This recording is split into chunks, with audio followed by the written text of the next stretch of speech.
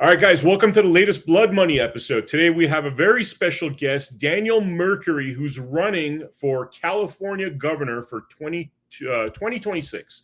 How you doing, sir? I'm doing good. Thank you, Vem, for bringing me on and allowing me to speak to your audience. Yeah, man, it's my pleasure. So, I've unfortunately been pulled into this California race for obvious reasons for people that watch this podcast and follow me, which is that Sheriff Chad Bianco falsely accused me of being the third Trump assassin. And then that got my interest piqued into why he was doing that, and as he kept kind of, which by the way, until today, Daniel, he's saying outlandish, ridiculous things, comparing me to murderers and saying that, oh, we don't know, he might have gone in there and did a mass shooting and insane things like that. So the lie keeps on persisting, right? So as Chad Bianco continued to lie, I got more interested in what is happening in California, that this is even possible, because this was like, I've been trying to find historical precedents to this, and other than that Jewel guy from the 1996 Olympics, there's really not much precedent to a California governor candidate using his campaign muscle to continue to defame me, right? So as I started becoming more interested in seeing what's happening in the landscape of California, I realized that a lot of things are very corrupt in the Republican Party. And then I started talking to all the candidates, started talking with you, and you gave me a lot of insight on what's really happening in California. So before, take all my personal stuff out of it, let's forget about the third assassin hoax, Daniel. First, tell us a little bit about who you are, why you're running, and some of the issues you identified being a candidate for California governor. Wow, that's a huge question. One of the first things, of course, was when I ran for office here in the state of California was due to the fires that were happening when I first moved to Ventura County back when the Woolsey fire had ignited. And that really opened my eyes up to the corruption.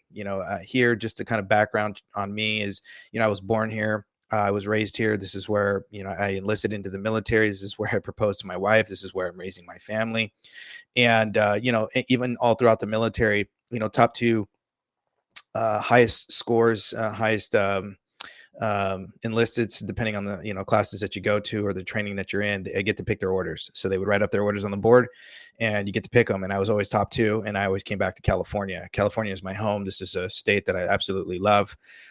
It's worth the fight. There's a tremendous amount of beautiful people, especially those. A lot of people don't know that my daughter is unfortunately battling leukemia. And just a tremendous amount of people who I don't even know came out and came out of the woodworks to show their love, show their support. They really just came out to, cook us dinner, buy gifts for my other children because they know they were going through it just as much as, their sister. And it really opened my eyes up to, the idea of that, this is a state worth fighting. There's a spirit here that I think a lot of us take for granted or don't realize is actually here. So when the fires happened, one of the interesting things is on my side of the street, we were given a phone call to pack up and to evacuate. But right across the street, there was our neighbors no more than, 20 yards away from us. And they asked us where we were going. And we said, didn't you get the evacuation notice? And they said, no. So we started walking up and down this neighborhood, knocking on everybody's door, at least 2 to 3 blocks. And half on one side got notices from the city or from the county, and the other half did not. And yet we were the same distance away from the fires. So it kind of begged the question, what was going on? The right hand didn't know what the left hand was doing. And so at that time, my representative was stepping down that a lot of people didn't know about at my congressional level. And because everybody wanted answers, what was going on? What was happening with the fires? Nobody knew. And this was my first time being exposed to the extensive amount of fires, so much so that under Gavin Newsom, he has had under his reign over 45,000 wildfires that I personally did the research on. You would think that one would be enough, but I guess 45,000 and over 9 million acres of land being burned up isn't enough. And this is what a lot of people don't know. So I jumped into the race in running for Congress in the 25th district. And that is when I was heavily exposed to the corruption, how the corruption works, how corrupt government works and operates, where they hide and operate, and what it is that they do to deceive the people, and how things tie into even the party system and what they do to ensure that their establishment pick candidate sort of perpetuates the continuous problems that we see. Why I kept asking, as everybody else, why don't we see any investigations? Why aren't there any indictments? Why isn't anybody going to jail? We Could keep, I point something out there on that topic? yeah, Because please. I find people's ignorance on these topics just a huge part of the problem. Because you talk about investigations, right? All I keep Yes. hearing from California is voter fraud, voter fraud, voter fraud, right? Yes. As Sheriff Chad Bianco has the power to do whatever he wants to do in terms of investigating the voter fraud. What's happened there? Because I know that's a big topic with the MAGA crowd. Was that ever, investigated? What went down in terms of all that voter fraud stuff? So the information that I know and what happened to me and a number of the candidates were that when the recall had initially happened, which right after my congressional race, I jumped into the recall. During the recall, a lot of the other candidates, the conservative candidates, I don't know what happened with the Democrats, but on the Republican side, many of our names were not on the machines, the voting machines. So if you went and you wanted to select a candidate's name, our names were not in certain areas of certain counties and precincts. So unfortunately, with the way some of the rules are is that you're designated a precinct to go in and vote if you don't have a paper ballot, right? Or a mail-in ballot. So a lot of people could not choose my name or the candidate's name. We were calling each other. It's not like all the candidates hate each other. In fact, a lot of the candidates, we all support each other. And in that instance, we were realizing that voters were being forced to vote for somebody they didn't want to. Well, that was a huge problem. And they did nothing to fix that. And there was a lot of video recordings of this. People were sending me photos. Other candidates were, calling and showing me the same thing. We were all back and forth. We were calling the SOS. And the only thing that they can really do is, investigate after the election, maybe 1%. So one of the things that a lot of people don't know is the sheriff has the full authority in every county because they are to investigate the machines because they are the sovereigns of the county, meaning they're the oddity to the Constitution, the state constitution. Why? They're voted in by the people. So they can't just be removed. They can't just be fired unless they've engaged in some sort of criminal misconduct, fiduciary delinquency, or a deliberate harm to someone else in some capacity, right? For every crime, there has to be an injured party. And for every injured party, there has to be a remedy. That remedy can only be decided by a trial jury under the 5th, 6th, and 7th Amendment, right? Which breaks down to the courts. So a sheriff has every capacity to take those machines and investigate them. Riverside County was actually a county I spoke to a number of the caucuses. There's 3 caucuses last time I checked, and the committee where they had actually spoken to the sheriff of that county and said, we'd like our machines to be investigated. There was foul play. They had a little bit of evidence that forced the hand of the sheriff to perform an investigation. It is not outside a sheriff's purview to perform any kind of investigation relevant if it appears to be somewhat on a federal level. Because they are the highest authority of that county, they have every right. It's not a privilege because they swear the oath, as everybody does, as I did in the military. You swear the oath to support and defend and uphold what? First, the Constitution. Why? Because it's the supreme law of the land. So it's irrelevant that, there are some things that people say, well, that's a federal jurisdiction. No, it's if wherever the federal government fails to perform their duties, the states take over and vice versa. That's per the 9th and 10th Amendment. See, when you know the Constitution, you understand the state constitution, you understand vested authorities. It makes it very simple where and who is dragging their feet purposely. And so I discovered that the sheriff of the Riverside County was performing investigations on the machine, fired, from what I understand, their first person that was tied to the machines to do the investigation. Didn't like what they were doing, told the caucus and a couple of members of the caucus that, there was some disagreements about how to go about the investigation. So he hired a second person, and that he would reveal the information that would transpire from those machines. When a sheriff starts to investigate the machines themselves, then the machines get tied up, and they get tied up in the court. They're given a ticket. That then forces the county to have to go back to hand counting. Why? They can't just grab another set of machines because they're contracted.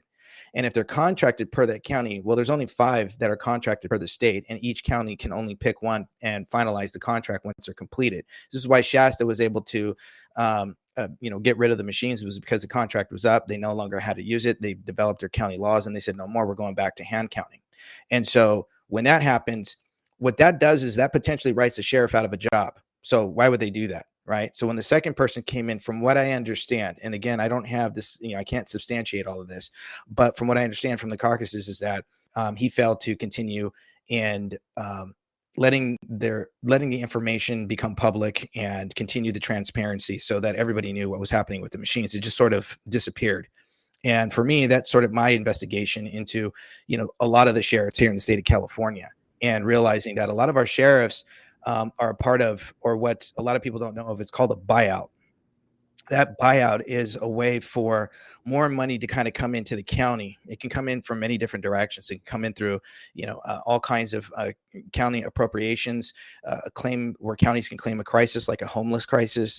Whenever there's a crisis, the counties can request or demand more money from the state and or the federal. Then that money goes to that county, sometimes through a bond, right? Los Angeles just received a bond from Gavin Newsom's office to help out the homeless. The problem is there's no public oversight fiscal committee to determine each line, right? There's no state controller that oversees how the money is being utilized in a proper manner, right? So there's no appropriation to that. And so then that county can take the money and do whatever they want with it in various ways. And of course, it ties into the Board of Supervisors. So now we see a lot of our sheriffs who now suddenly have an inflated, bloated paycheck that's anywhere between $500,000 and $700,000 a year. That's more than the president of the United States. So when you ask a sheriff to investigate the machines, you're asking them potentially write themselves out of a job. Why would they do that? They're not going to. So sheriff job is more important than voter fraud issues. That's what you're saying? Yeah. I mean, the sheriffs unfortunately don't want to rock the boat. Sheriffs don't want to step out of that norm because it's not that they are afraid of the governor. The problem is that the governor controls the militia, right? And they report to the AG, who immediately has over 5,000 lawyers. So of course they're going to start performing investigations if they don't play ball. Most of the sheriffs do. So they very rarely step out and tell Gavin that they're not going to enforce draconian mandates, regulations, policies, procedures, or egregious legislation like sanctuary laws. Right. So when a sheriff doesn't actually engage at a street level immigration enforcement, they're actually violating their oath of office. Just because they don't doesn't mean that they can't. Right. You can't say that you're going to pick and choose which laws that you're going to enforce based off an emotional whim because it doesn't fit your narrative. It doesn't work like that. You are subjected to the oath of office, which is a contract. Why is it a contract?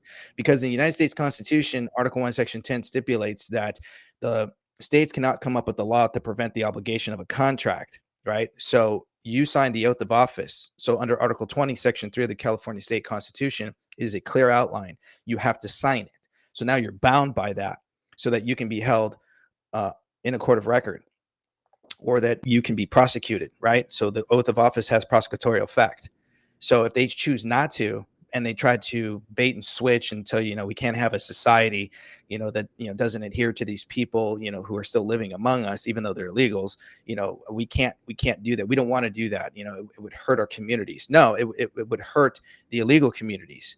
So you're not enforcing. So we have a lot of sheriffs that don't want to enforce federal codes that are absolutely 100% constitutional. How do we know this? When you look at the Article 1, Section 8, we call the Uniform Naturalization, which is Clause 4. That clause is what is Title 8, Section 13, 24, 25, and 26 are built off of when it comes to illegal aliens who have invaded our country.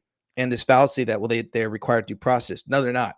Right. That's for people. Due process is for the ones for immigration courts that have actually gone through the process, but they haven't assimilated, right, through ensuring that they are going to adhere to our way of life. Right.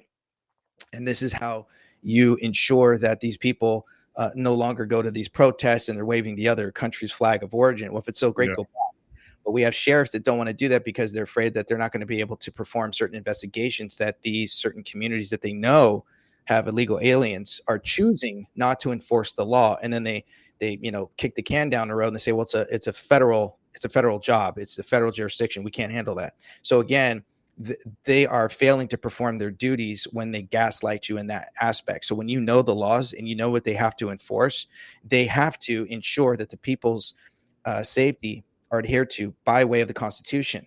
So again, when the federal government fails to perform their duties, they have to step in. That's why the sheriffs are the auditee to the Constitution. They can't just be removed, but this is what it gives them a unique authority to push back against egregious legislation like SB 54, which is sanctuary laws that says that they can't actually touch somebody who is, an illegal alien for a misdemeanor. Nonsense, right? This is what gaslighting is. This is what a bait and switch is.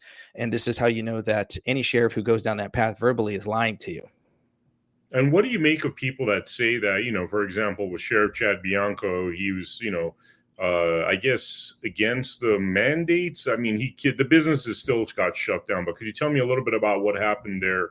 And, frankly, what you would have done differently under the same circumstances? So this is simple. Again, when you look at American jurisprudence, which a lot of our representatives don't do, they don't look at all three branches of invested authorities. So when you look at the lockdowns, from what I understand, most sheriffs, including Riverside, fought to ensure that their people, their staff, didn't have to mask up and didn't have to take the jab. But they didn't do that for the rest of the people. And when you look at American jurisprudence, I think it's a 2D volume 16 and 16A, Section 98 actually outlines that says that no emergency has justification or just cause to suppress the Constitution and state constitution. So what does that mean? It means that our government's responsibility was to work around the people's rights, not to infringe upon them and then change the language to change perception when they said, they didn't call it a lockdown. It was a stay-at-home safe order. Nonsense. It was your sheriff's responsibility to stand up and speak up and saying, there's no authority, especially when you look at what had already taken precedence with the Supreme Court in this sort of outlining. So when you understand that, then they have to push back when there's a controlled behavior of legislation that's crossing the table, right? It's crossing that line. So the government does not have the authority to control the behavior of the people. Does not work like that, right? There's 18 authoritative powers listed in the United States Constitution. Controlling the behavior of the people is not one of them. Telling people to mask up, controlled behavior. Closing the market, making people think that they have to get a job is controlled behavior, right? But then when you do it for when you protect one group, but you don't do for another, well, then you're clearly understanding that what's going on is egregious, but you're choosing favoritism. It doesn't work like that. So under my administration, it would have never happened. You would have still been able to continue to go to work. You would have never had to have been to mask up. Why? Because a paper cloth isn't going to stop what this supposedly, this disease or this infection, this virus that supposedly, it shut down the world's economy. And yet I was in the military. Whenever there was something that contagious, I mean, we put on that leather suit, we put on those oxygen tanks, we put on the mask, we donned everything on if it was that contagious. But a little paper silk cloth or something that came here from China to be masked up, nonsense. And then stand 6 feet apart, nonsense, right? I don't want to keep going down that path, but the problem is that you need representation that understands vested authorities and to ensure that the right of the people are secured. So when sheriffs did not step up for the people of their county, they failed their people. And when they went around ensuring that draconian mandates were suppressed, aside from their own people being protected, then they enforced draconian mandates and they violated their oath of office. They should not be in that seat any longer, including all the people who are in the board of supervisors, city councils, and mayors. Anybody who agreed to this, legislative bodies who agreed to this, violated their oath of office. Their job is to step down and remove themselves. Because again, the Declaration of Independence is very clear that people are above government at all times. How do you know this? Because it says that governments are instituted among men to perform one job, and that is to secure the rights of the people. That's it. That's their only job. So you don't get to have an excuse. And when it's already been, when there's already laws and it's already been ruled and it's already been accounted for when it comes to our government and how they operate and how they're supposed to operate, they don't get to suppress the Constitution, which keeps the authority of the people above government at all times. I mean, you have a lot of different candidates running, and I've become acquainted with a lot of these individuals. I got to say, there's a couple of them that I prefer more than the others. The issue that I have across the board, though, is a lot of candidates don't seem to have this understanding of the law. That's the one thing that really stands out, including, by the way, Chad Bianco. And I think people could argue that some of the stuff he's done, again, take me out of the equation, look at the number of lawsuits against him that seem like legitimate lawsuits. I mean, they've lost $75 million worth of lawsuits and settlements already, right? So it would seem as though there's legitimate lawsuits. There's legitimate grievances against him, which would indicate that he doesn't know how to do his job very well, whether it's, he doesn't understand the law very well or doesn't understand his duties very well. I mean, why does that sort of thing happen? Why do we get people in power that don't seem to have the legal understanding that you have. Is it that your legal understanding would then require us to arrest 80% of the politicians out there? Is that why you're being swept under the rug? Yes. One of the biggest things that people say is that Daniel has a lot of knowledge, but Daniel just wants to arrest everybody. Daniel just wants people to go to prison, and he's going to shut down the government. Well, let's just take that as a foundation of things, right? And I talked about this before, but I'm going to say it to your audience. You are the government.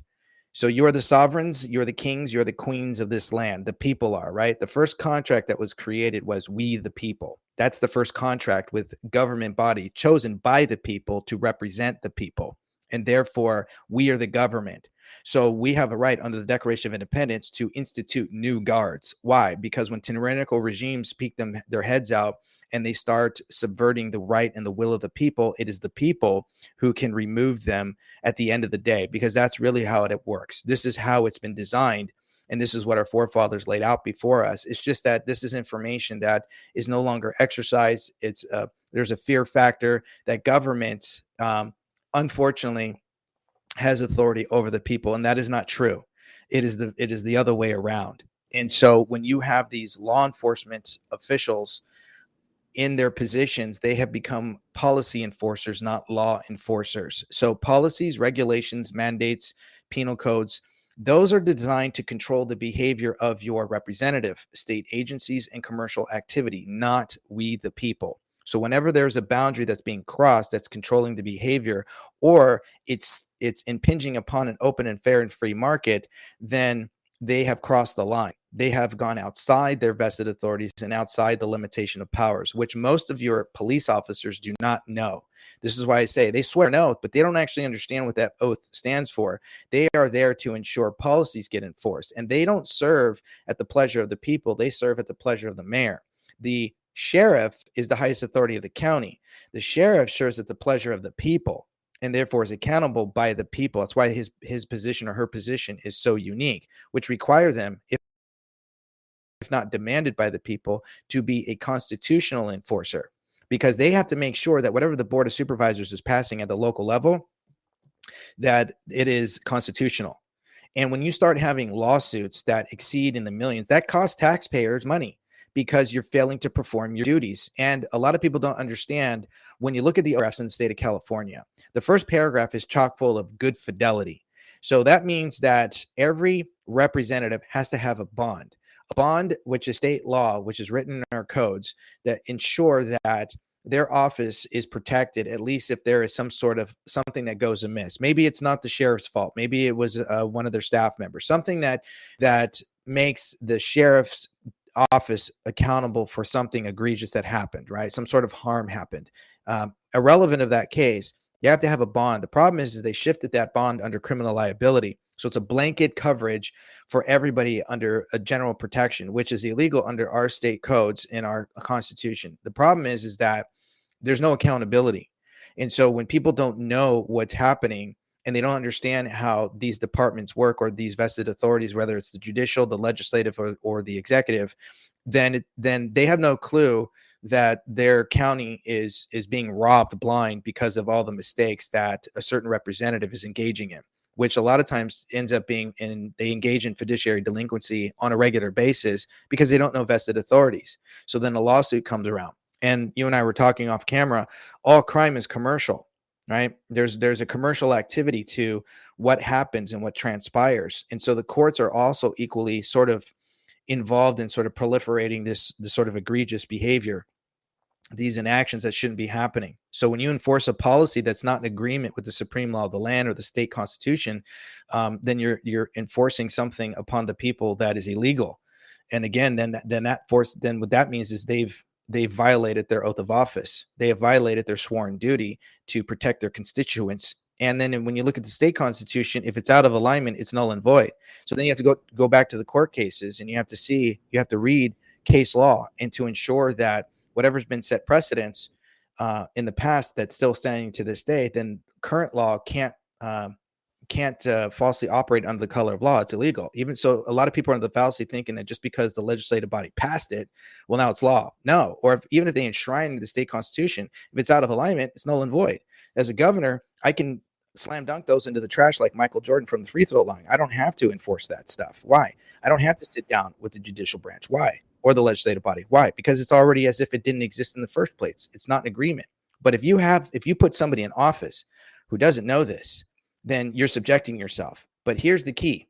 If you don't know this, then you have no idea that your representative is engaging in treasonous actions, egregious actions, repugnant actions.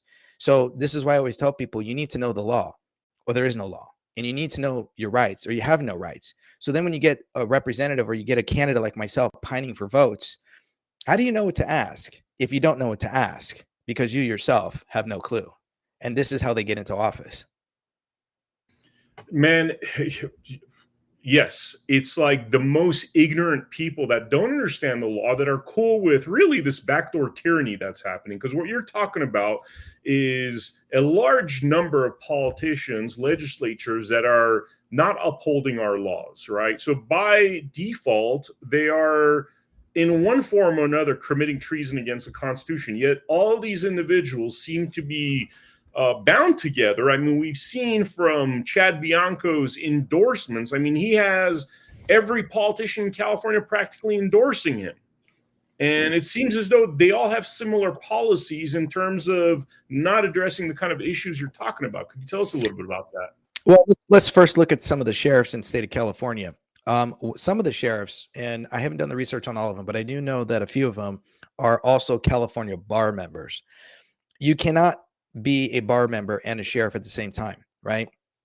Because of the fact that the bar enforces and insures lawyers who are esquires, a title of nobility, which is illegal under the Constitution, serve court edicts. They don't actually serve the people.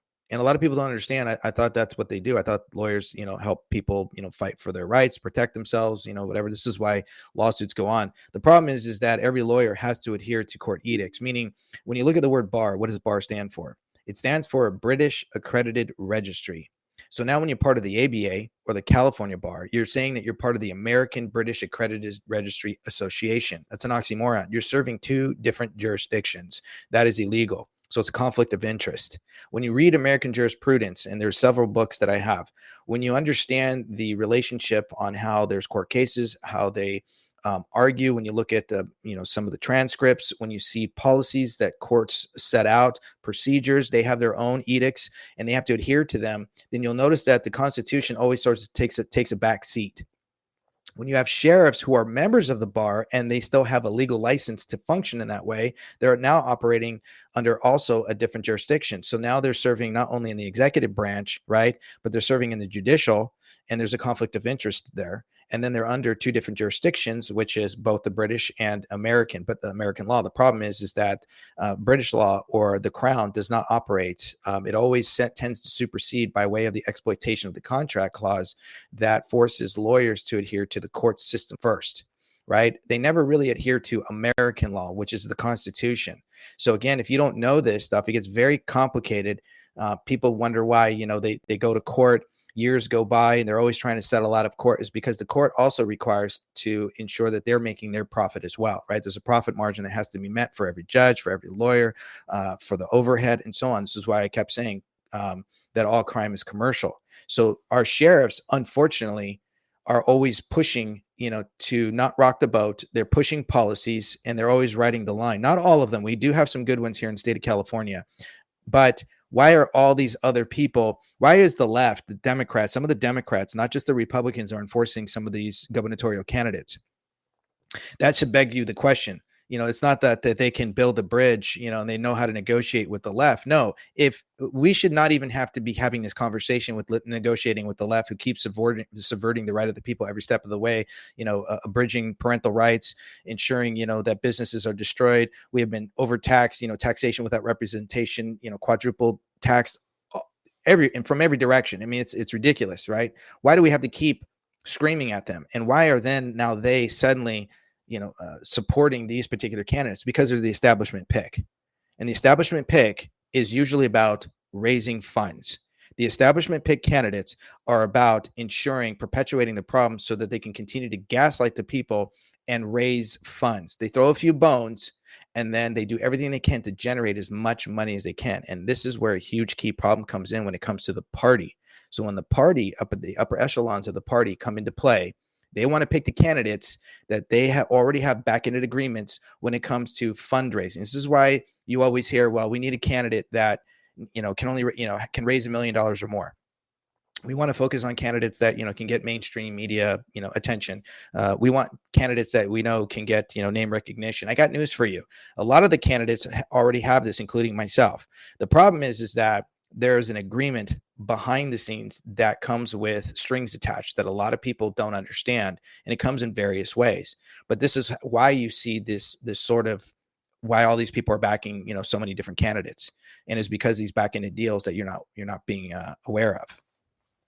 All right. So, because I always wonder, you have all these Republicans, and, I have some text messages here of them really supporting Chad Bianco, like the Shiva Bagheri person, also Evelyn Sky Jones. These are two community leaders that bring in a lot of votes with them, right? And they seem to be gung-ho about Sheriff Chad Bianco.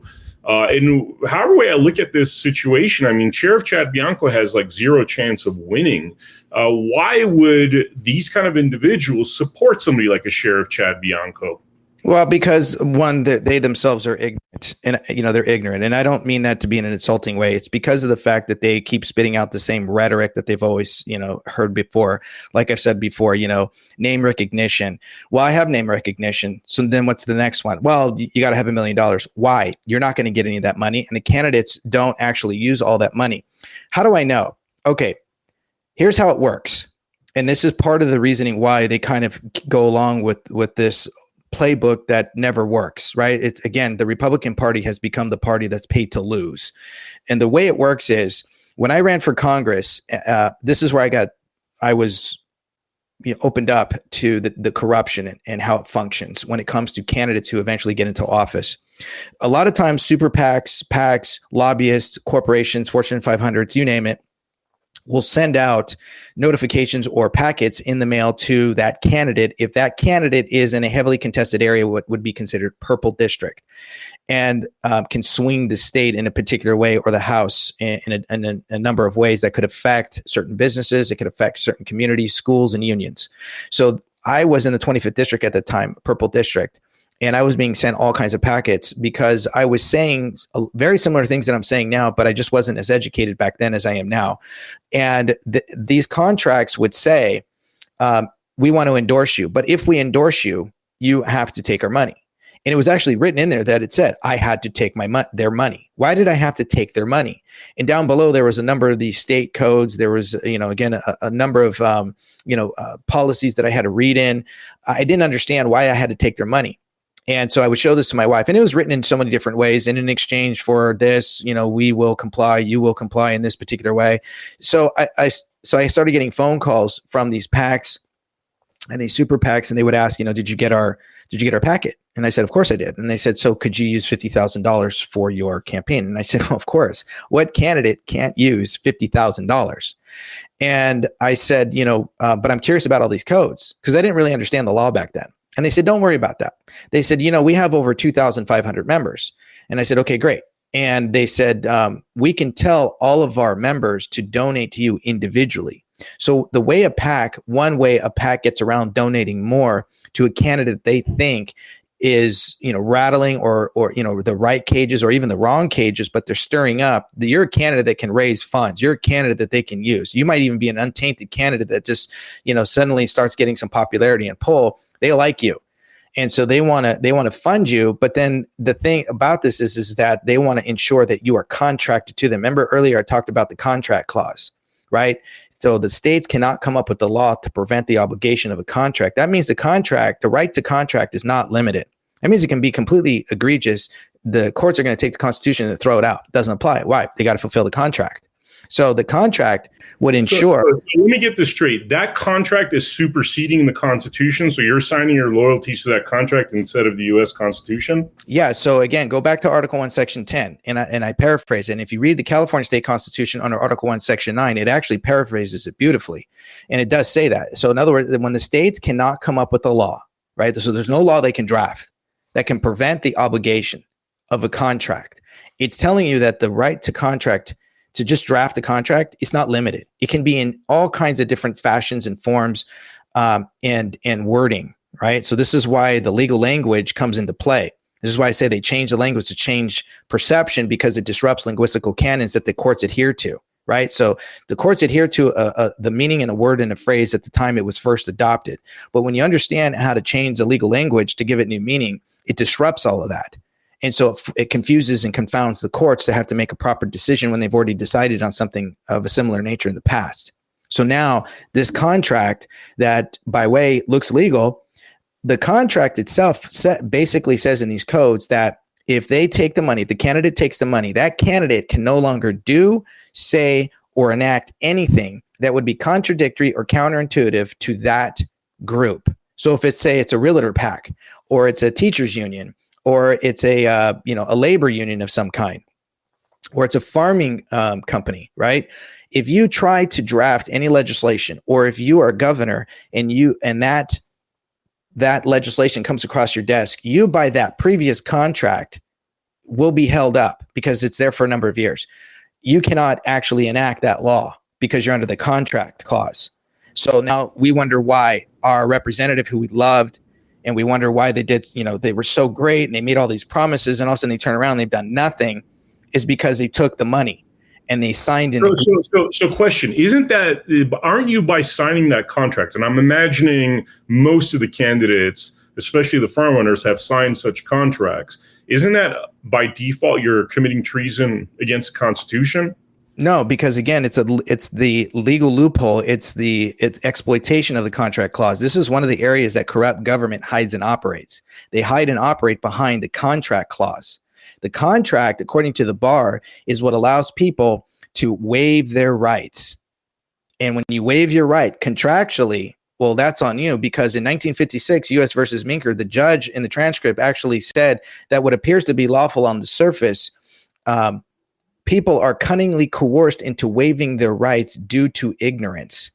So they're basically telling you, they know you don't know any better. The courts know that you know nothing about the laws, and you certainly don't know about contracts. This is why it's very important that when you put your name on a dotted line, you know exactly what you're saying and what it's saying. And you have to be cautious about that. And you can change contract language in there before you sign it. Like you can line item out things. You can address certain codes. You can sign it UCC 1207, which is without prejudice. What does that mean? That means when two lawyers call each other, they'll tell each other, hey, Bob, this conversation is without prejudice. Well, what does that mean? It means verbally, it's a verbal contract, right? It's an informal verbal contract that says you can't hold me liable to this. You can't use this against me. If there's any disagreement, you can't use this in court. We're just having a conversation. So now if you sign a contract like that, and the party that hands you the contract and you agree to it, but you sign it, without prejudice, that means they can never come back to you and contest it. You're saying, I'll agree to this for now, but if there's anything that changes and you try to throw it back at me, it's not going to work. Right. And this is what I did to help my wife from being fired from her NICU unit here in Southern California. And I helped over 700 people maintain their jobs during the lockdown because they didn't understand that contract section that they were being forced to have to engage in. Right. And they were always asking people, only people who qualify for religious exemption, which is the First Amendment, can sign, this form that would give them that exception or exemption once they, proved their faith. The problem is that was the trick question. Only those who qualify. And my wife said, well, who qualifies? And I looked at her and I said, everyone qualifies. They're just making it seem like only a handful of people do. And that was the trick. Once we figured that out, we understood this dynamic process that was happening with my wife and her job to ensure that once we finally got the religious exception, which again is illegal, but we were having 1 foot in and 1 foot out. And this is how you have to operate with our current construct of our laws right now under the corporation and not common law. Then what ends up happening is that contract came to us and said that they were giving it to her indefinitely. And I said, great, now sign it, UCC 1207 without prejudice and sign your name through that on the line. So once they took it and they filed it, it was done. Well, that's what they did. That means they can never come back and tell her, oh, there's a new pandemic. You have to take this new jab. She'll never have to do it. And there's nothing they can ever say to her to do it because they've already taken it. And now that set precedence under the contract. Now go back to the person who's running for office. When they sit there and they tell you, we'll give you this money, a lot of candidates don't know what they're signing or don't know the kind of agreements. And those agreements come in different various ways. Remember, contract, the right to contract is not limited. That contract agreement can be verbal. It can be a handshake. It can be a dynamic process of social media posts of agreements. There's a lot of different ways that prove a contract without actual formality of, paper indoctrination, right? Sometimes it's just the pattern of behavior of the person that shows that there is an agreement. And so a lot of times it's exploited if you don't know any better when you get to the courts. So a lot of candidates do this, not realizing it. And then if they make an agreement, a lot of times there's a back-ended deal for endorsements. Why? So when a candidate raises, say, $1 million, that candidate cannot keep the money. There's only one of three things that they can do. One, they can give it back to everybody. So if they have $500,000 left over, they would have to then divvy that up by every person who ever donated to them, which they should have a record of. And then they give them percentage of what they didn't use back to the person that's left over. That's too tedious. So most people don't do that. What they do is they can either give it to their party preference, right? So if I have 500,000, I can give that $500,000 over to my favorite party, the Republican Party, the Democratic Party, the Green Party, the Blue Party, you name it. It can be any party. I can give it over to that party. Or I can give it to my favorite nonprofit charitable organization. But the problem with the charitable organization with these nonprofits is sometimes the party has already a list of their favorite or their favored nonprofit charitable organizations that they are associated with. And then what they do is they tell the candidate, because when I asked them about that money, they said even if they were going to give me all this money, and I said, okay, but I said, why would I want to sign this agreement? And they said, well, because we can help you keep the money. So I was like, well, you should be telling me this? And they said, no, it's perfectly legal. So the way that works is then that charitable nonprofit organization that you choose that's tied to, say, a party member, somebody who's up at the upper echelon, say the chair, and they have a list of who they want you to choose, you can then take that money, you can give it over to that charitable organization, put yourself on as an advisory member, and under the contract, they can make an agreement. I'm giving you $500,000. You, as the charitable organization, can keep $100,000 to $150,000, but you're going to pay me as an advisory member the remaining money back quarterly. Perfectly legal. And this is why we get a lot of candidates like John Cox. A lot of people know about John Cox. He'll come in and out. He's what's called a perennial candidate. A perennial candidate is a candidate who can raise a lot of money or is notorious for fundraising. And then they raise a bunch of money and then they disappear in the void, but they never get elected, right? You see candidates that run, it's important to be able to run more than once. You should, because sometimes you got to build up your name. You've got to get familiar with the environment. You got to kind of understand the landscape. That's understandable when you see a candidate maybe, 1 to 4 or 5 times. After that, if they haven't won, most candidates bow out. But John Cox is I'm almost 50 years old, and John Cox has been running since before I was born. And so he keeps coming in, never wins, but raises millions of dollars, and then he disappears into the void, or he state hops into another state and he tries to run there.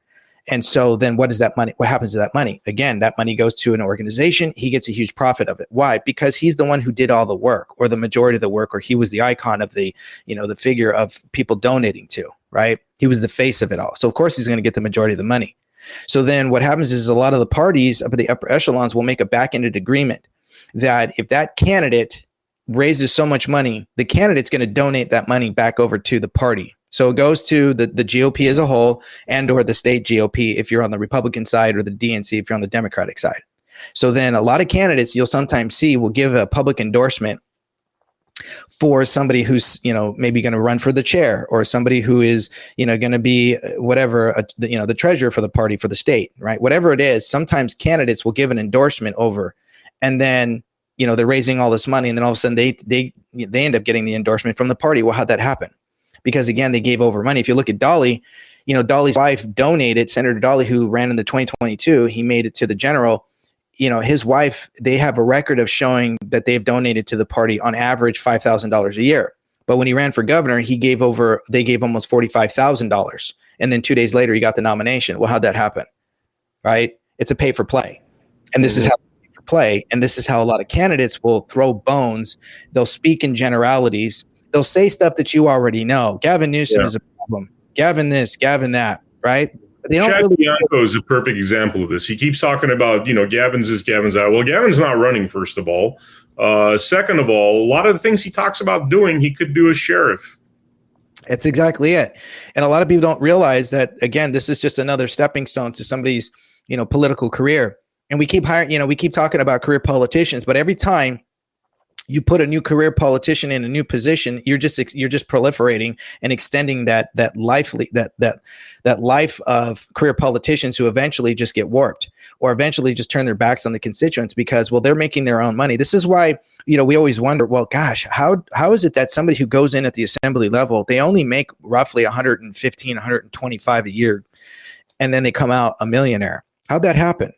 It's because of the back-ended deals that happen tied to legislation that then give them inside trading to whatever corporation or lobbyist. These lobbyists are not coming in expressing redress of grievances to the corporation that they're representing. They're coming in with emoluments. What is an emolument? Emolument is gift giving. Well, how do they do that? They do that by saying, hey, we're going to contribute to your next election cycle. So assembly members run every 2 years, right? And states longer. So this is how they keep perpetuating the problem. And then you have somebody who goes from, and we hear the nonsense from these individuals, these ignorance, where they say, well, you should run for, local first, then you should work your way up. Why? Why should I do that? Well, you should, develop a rapport. You should build up your experience. Why? That's not written in the Constitution. A lot of people ask me, are you qualified?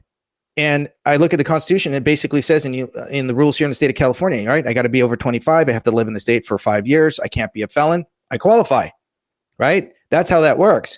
They're talking about accolades. If our forefathers wanted you to have accolades, they would have put that in the Constitution, but they didn't. Our forefathers. Also very important to remind people here, we had an original 13th Amendment, which was all about leaving esquires out of the Congress, which frankly is probably the reason why we have so many problems, because you have two branches of government controlled by lawyers and judicial industrial complex where there's no, checks and balances. So that seems to be the inherent problem that we need to deal with. Yes. So again, going back to that, when you talked about the 13th Amendment, the current 13th Amendment that we have right now actually used to be the 14th Amendment. And then, of course, it got shifted over to the 13th, and then they introduced the current 14th Amendment, which actually is more egregious than people think. And the original 13th Amendment did not allow for titles of nobility, which we just talked about, which is esquires, right? Because that's a title of nobility. And the 13th Amendment that we have right now basically says that, the government doesn't have the right to force you into involuntary slavery. But you also have to pay attention to what didn't it say, that you could volunteer yourself, right? So as much as what is said, you also have to pay attention to what is not said. So how do you volunteer yourself into slavery? Right. When we think slavery, we think, chains, whips, out long fields, picking crops or whatever. Right. No, you can enslave yourself contractually. So that contract forces the people by way of legislation to meet on a profit margin, which is why you never want to run the state like a business. So then we have these people who, are part of the GOP and they're part of these other patriot groups that spout out this nonsense about, well, you have to have so much money, you have to have name recognition, you have to have so much, media time. The problem is that the party also controls the media, which they don't know. So when I was in the recall, I was called by members of the GOP up north that heard that I was holding and hosting my own debate. And they said that was really great because I challenged all the candidates to a fair debate. The debate was basically, in short, everybody had to participate in the questions. So the candidates had to go out, find top 3 questions, send them back to my campaign. Everybody was going to be told who submitted what. And then we were going to go out and we were going to ask, random registered voters out of these questions, which ones are the top 10 that you want to hear about in this debate? And everybody was picked. And then we showed them that. And then everybody could bring notes, they could bring their books, and everybody was going to know the question in advance. And you go to these forums and debates, and you got to kind of play a guessing game. With my debate, nobody's answer was the same. Everybody had completely different answers, and they were well prepared and well thought out. Some people were in agreement, but they were going about it in a different way. And the GOP heard about that, and they said, "You don't do that. We do that. We liked what you did, but don't ever do that again." And I thought to myself, who are you to tell me what I can and cannot do? And they said, listen, we really like what you're doing, but we want to take the 4 what we consider major candidates against the 4 what we consider the minor candidates. And at that time, it was like the minor candidates was like Sarah Stevens, Diego Martinez, myself, and I think it was Major Williams.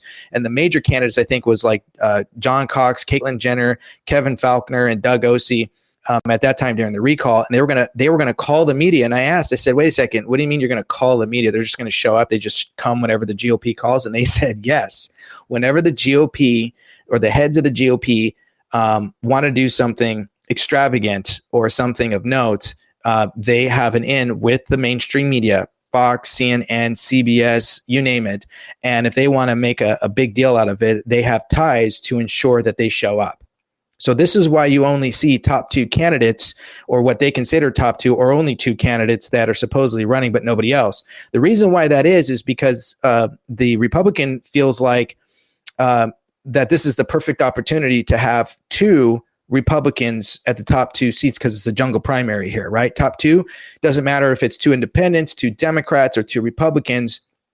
They think that if they isolate all the other candidates, the top 2 that they have already picked are going to win that seat, because, well, the Democrats are just so tired of, the deception from the Democrat, the left of their own, that they're ready to go conservative again. They're ready to pick red. And the problem with that, though, is that the people that the Republican sides are choosing are nothing more than just robbing Peter to pay Paul. And when you dig into these candidates, you'll see that they have more baggage than we need. And unfortunately, that's all we're going to get is we're going to get a few bones, and then we're not going to see any indictments. We're not going to see any prosecutions. No one's going to go to jail. We might get a few bones here and there, but that's about it. And then it's back to business as usual. And this is why it's so important is, yeah, I'm a registered Republican. I'm a conservative, but I am America first. I am California first. I stand on God. I believe in Jesus. The Constitution is my rifle, and my state constitution is my pistol. And I am here to ensure that we stay within the confines of the limitation of powers, keeping the people above government. That's how this works, to ensure that the people who have turned their backs on us are held accountable. And I define accountability as prison, because without that, even General Flynn just came out the other day, like a day ago, and he just posted up the same thing. Without prison, that kind of accountability, nothing's going to change. So you need to ask these people, are you going to put any of these reprobates in prison? And I guarantee you that the mainstream media's establishment picks for the conservative side aren't going to say yes. They're not going to do that. They're going to say, well, I want to break bread with them. I want to shake hands with them. I want to negotiate.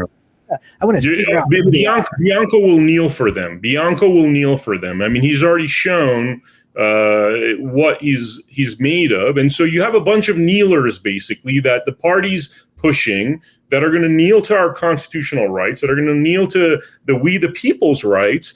This goes a lot deeper, though, man. We talked about how there was a quote-unquote a debate that was set up so that the Riverside Republican Party could choose their candidate.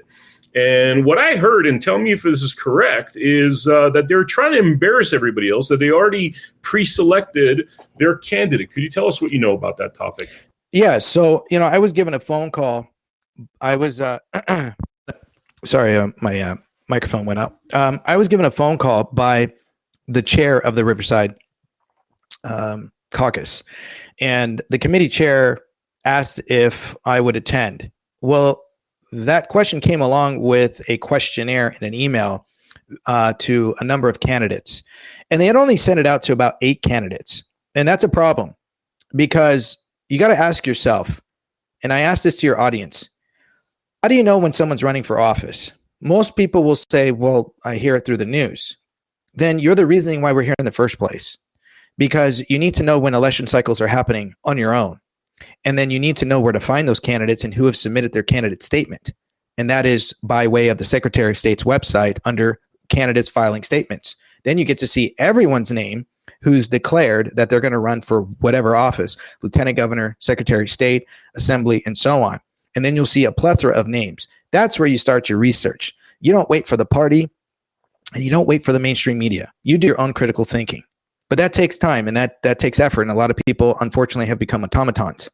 But back to the Riverside Caucus called my campaign and sent me that letter. And I told them I wasn't going to do it. I wrote back in a very professional manner. And I just said, listen, this is a group that I don't care to address. I've already spoken to the Riverside Caucus at least 3 times. I put on a PowerPoint presentation twice. And when I came back a second time, they actually stopped me in the middle of my presentation because they were offended by the truth.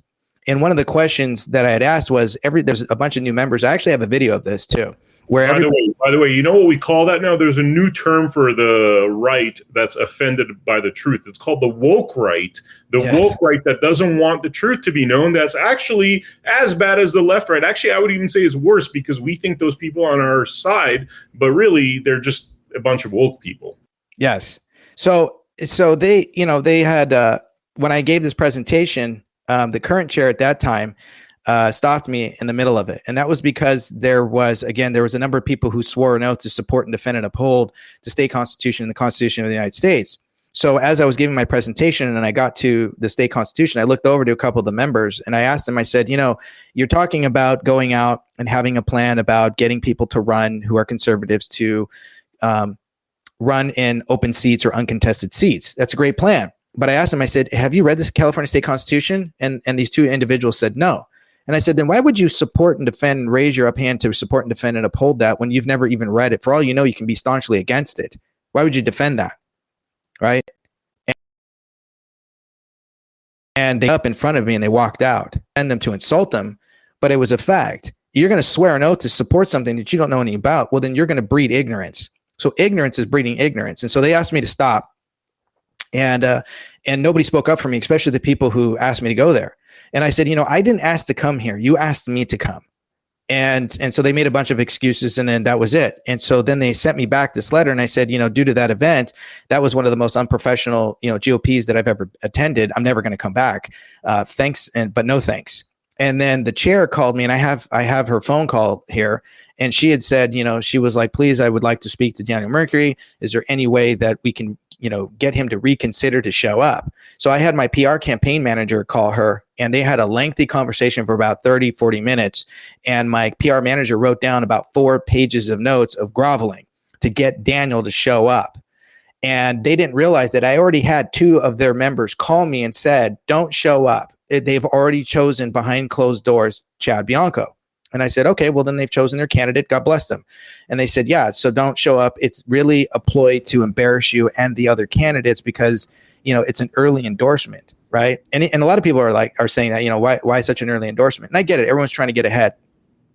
And I said, well, I have no intentions. Of course, this is backyard, but, it's not going to be it's not fair. They're not really there to listen to everybody. They're not really undecided. They've already made up their decision. They just want to, do a snapshot, soundbite, take some photos and embarrass the candidates that didn't get the votes. And the chair didn't even acknowledge at first that they had 2 members call me. And then right after that conversation, I had a 3rd member call me and tell me that they had heard, about me being notified. And they said, it's absolutely true. They were also in that meeting when they had already privately chosen their candidate. And so my PR manager had said, well, listen, you guys have already chosen a candidate, so we're not going to waste our time. You've already made your selection. God bless you. God bless your candidate. May the best man win. And they said, and she said, no, we're going to welcome Daniel with open arms. We're so sorry this happened. We have not publicly chosen a candidate. And my PR manager said, we didn't say public. We said that you've already done it behind closed doors. And so the chair said, well, of course, this is his backyard. This is Chad's backyard. And of course, he has an advantage, but we can't say that he's not going to get it. But, there are a lot of people who don't, support him in our group. And so, they just said, please consider, we would love to have him here. And one of the other members is a candidate who's also part of the Riverside Caucus called me, and I called a number of candidates, and I just said, listen, don't waste your time. If you don't want to be embarrassed, I wouldn't go. It's just a courtesy call. I don't support being, shotgunned interviewed. I don't support, being embarrassed. It's unprofessional. And this is what's happening among the GOPs and in different areas of the state. And I get phone calls because I've been at this for years. I have started since 2019 till now.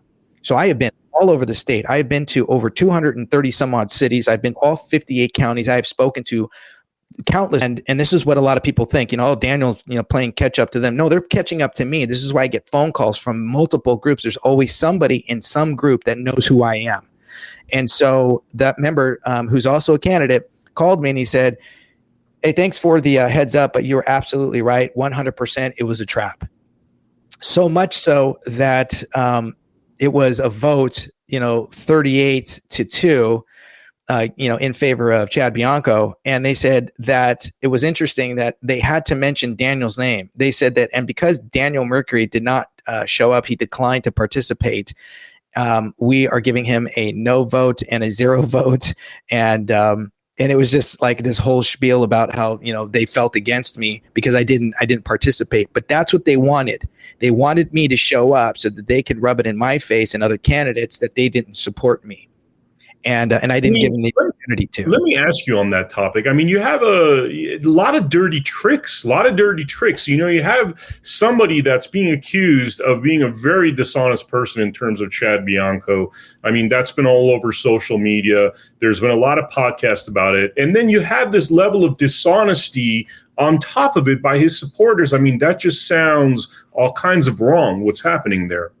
Well, listen, even if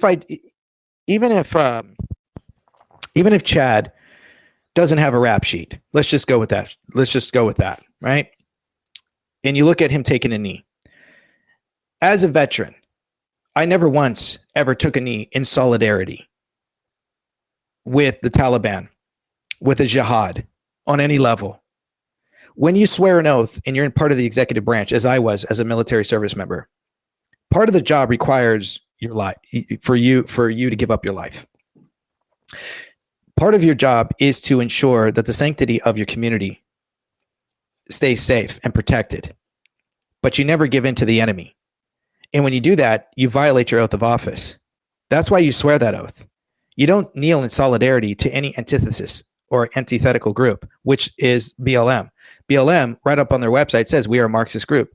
That is antithetical to the Constitution. It is the antithesis to what we fight for.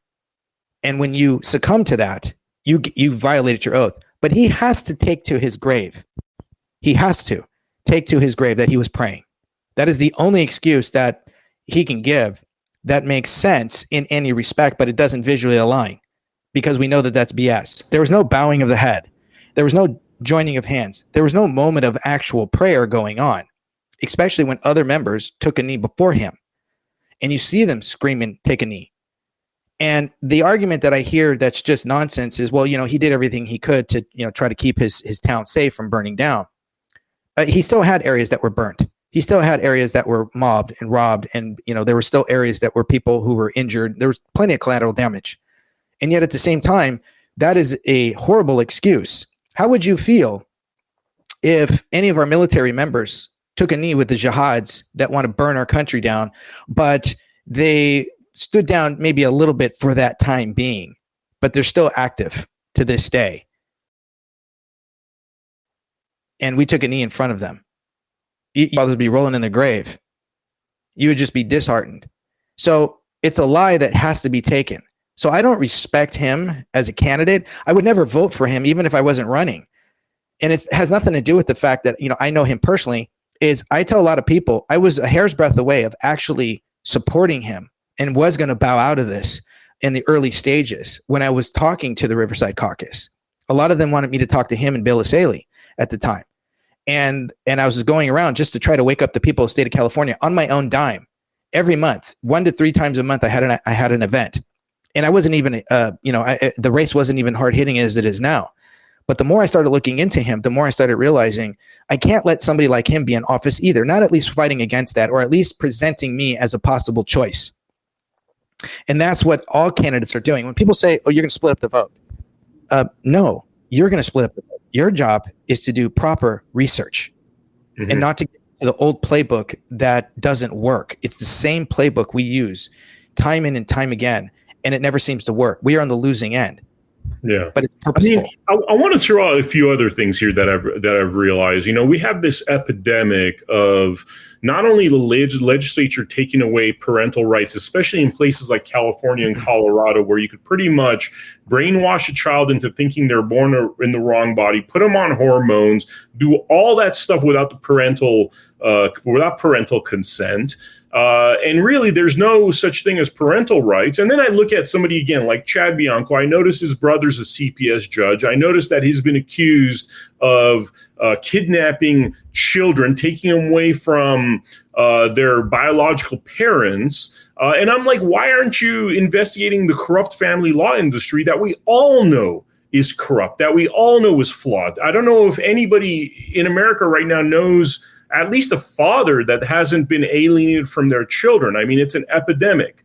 But then none of that stuff is addressed by the people in power. Well, here's the thing, and let me correct you. There is parental rights. It is actually constitutional. Where is it? It's under the laws of nature and of nature's God. Where is that? Declaration of Independence, right? That we've been endowed by the Creator with certain unalienable rights, right? So those unalienable rights are associated to the laws of nature. What is nature? Nature provides that which is innate. So what is innate? Man and woman. What is man and woman? XXXY chromosomes. They don't lie. They allow for the act of consummation. And at the moment of conception is new life, which is why our forefathers put that in the Declaration of Independence, that we've been endowed, meaning gifted by God with unalienable rights, not civil. Those are different.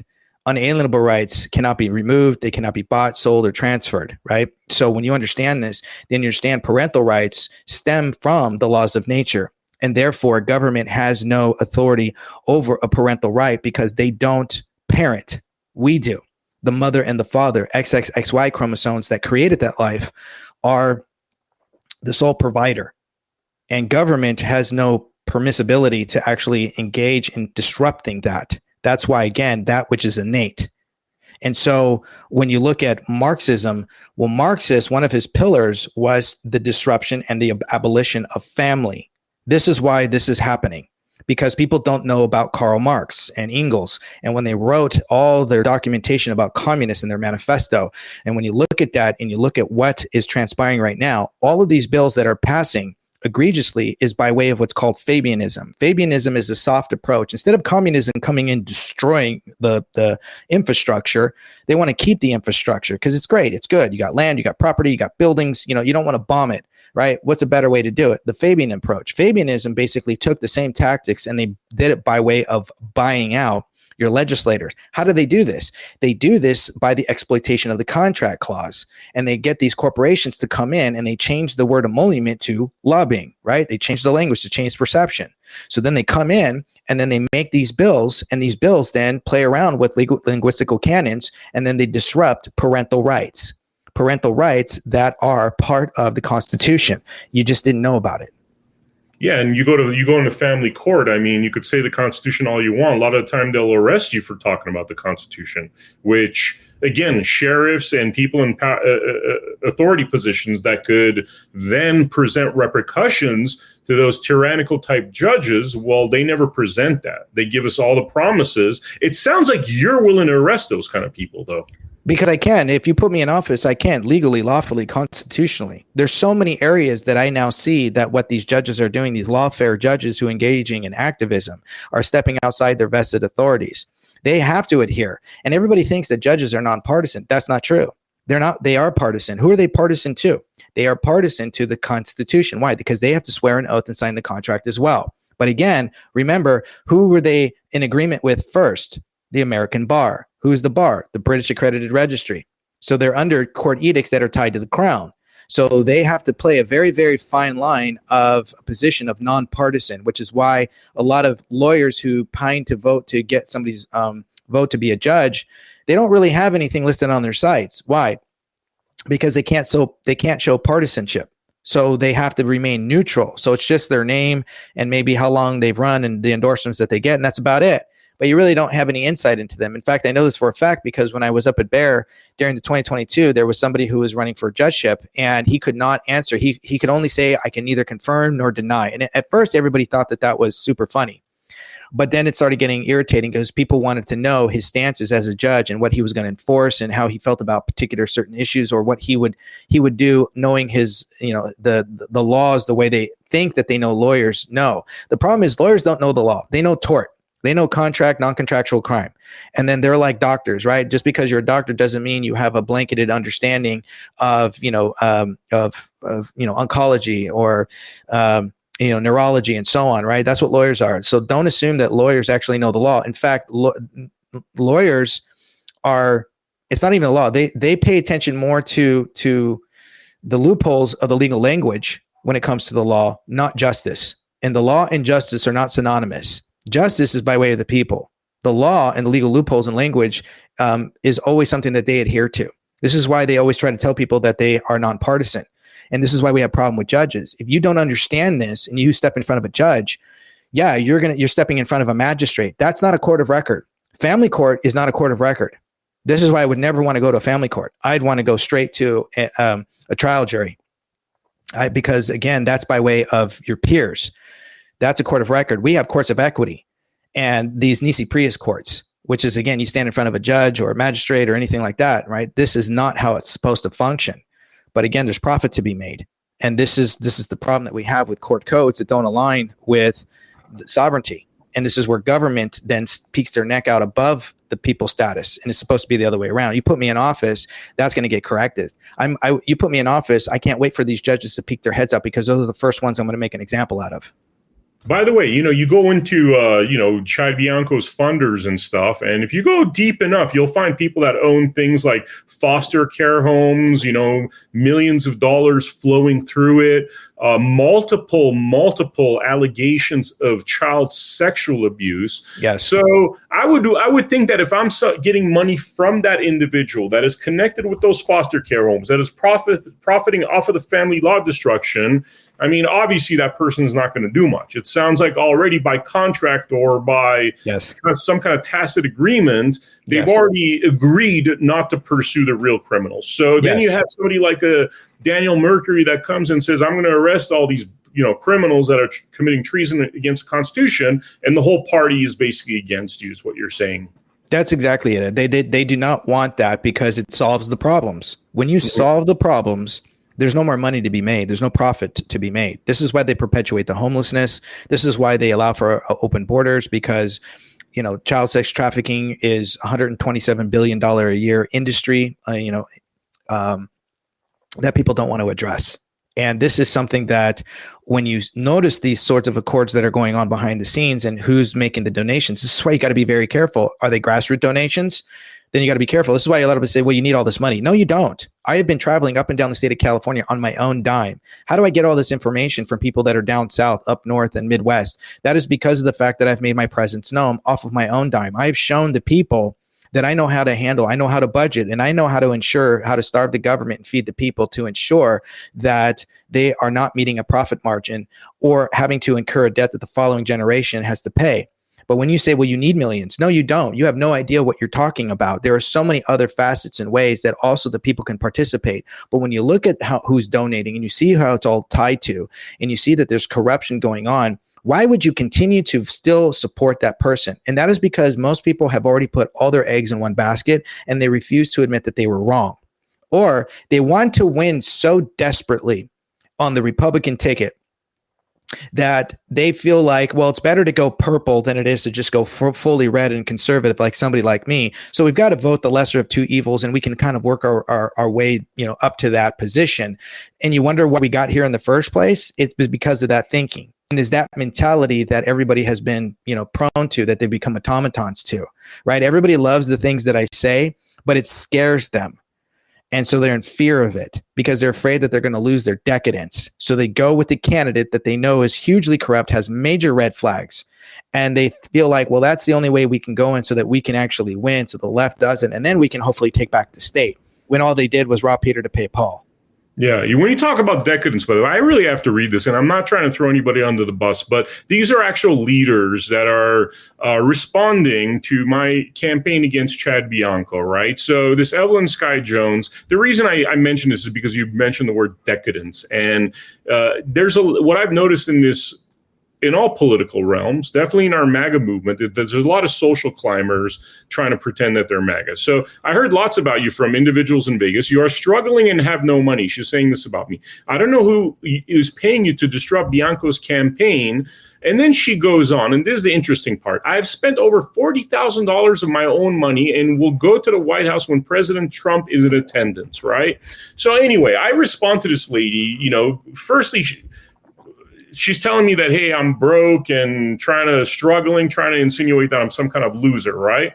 And I'm like, what does that have to do with your California leadership position? Firstly, I'm not even going to try to debate what she said because I'm not going to give credence to her stupid accusations. But the fact that we're talking about $40,000 plates and really like picking on somebody on a personal level, as opposed to talking about the issues, seems very much like, frankly, like I see it attacked by a lot of leftists on this sort of thing. That they're like, you're a Nazi, you're like a crazy MAGA guy, you're an anti-jabber. It felt just like the same, actually, and it was coming from the right side, supposedly. Well, let me tell you two things, and I'm going to go ahead and name names on this one. Let's talk about Evelyn Sky Jones.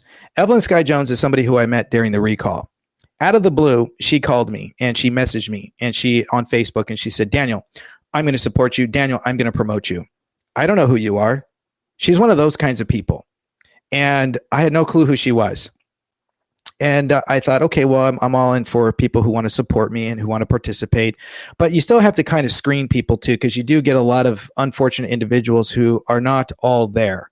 And they present themselves as somebody who has heavily influence and stuff. And she is somebody who I do not support. She is somebody who I've had, in fact, very negative interactions with because of the incident that happened at my debate, the one that the GOP called me about and found out about. And she wanted to get behind my campaign. But it started getting very hectic, and she started just kind of getting into this mentality of things that weren't adding up. She wanted to participate in a way that wasn't congruent with my campaign. She was saying things that weren't necessarily adding up as to, the GOP and her membership and the kind of authority that she had and all this sort of nonsense that it really made it seem like she was a crazy person. And eventually got to a point too where there was supposed to be involvement with trying to get people to buy things and they were going to try to make, sell some shirts and hats and all this. And this was at a church, but the church had a stipulation that if they were going to host the debate, they didn't want anybody selling anything because, again, it had to do with taxes and their 501. They didn't want to have to get involved in that. It was an open debate, open to the public, very organized. We had AM 590, The Answer, the late great Don Dix and Jennifer Horn, helped to facilitate it. It was a really great event. We had, I think we had 150 people show up. We had over 2,000 people watching live. It was a really great event. And she wanted to be part of that, but she really wasn't. And so we sort of had this sort of negative interaction where I was like, listen, you're kind of forcing yourself upon my campaign. You're not really part of my team. And so this is an issue here. And you keep doing stuff that's really not something incongruent with my campaign. I'd like you to stop, or at least ask permission. Well, she took offense to that.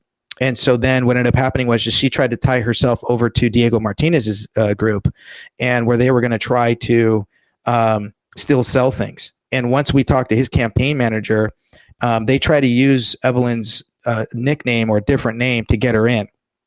And that was because we had told her, because of the negative interaction, you're not coming to we don't want you showing up to the debate. So do not come.